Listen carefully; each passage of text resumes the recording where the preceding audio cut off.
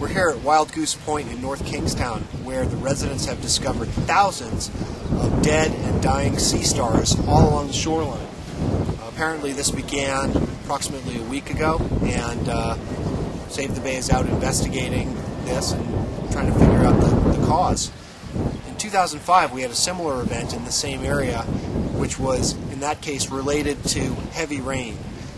Days and days of heavy rainfall will cause a lens of fresh water to float on the surface of the otherwise salty water down here. And sea stars are marine animals. They can't survive the fresh water. So when that freshwater lens stays with them here in the intertidal zone for long enough, they just give up and they let go, and the waves and wind will deposit them on the shore in mass. And that's what we're seeing here today. Well, there was a lot of seagull activity about a month ago, but we discovered it because of the smell.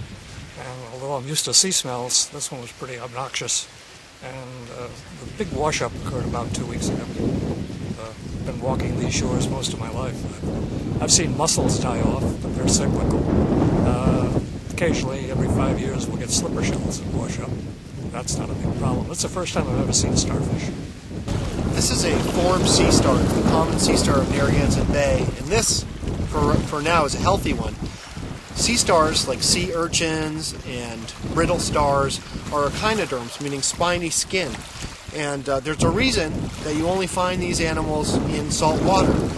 There are no freshwater echinoderms. They need that salt water as part of their osmosis, the way they regulate flow through their bodies, which is how they move.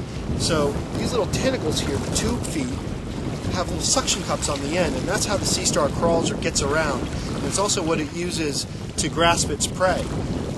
When there's too much fresh water, basically they swell up with water and burst, and that's what appears to be happening to all of these sea stars on the shore behind me. They are not making it, and so they're in various states of decomposition, we think because of too much fresh water being around. And if you look at rocks on the edge of the shoreline here, you'll actually see hundreds of these things, thousands of these things trying to get away. They're trying to get away from the fresh water here in the bay because they can't stand the conditions. Otherwise, really tough, hardy animals. If they lose a leg, they can regenerate that, and they can live through quite a lot. Fresh water is one thing that they can't survive.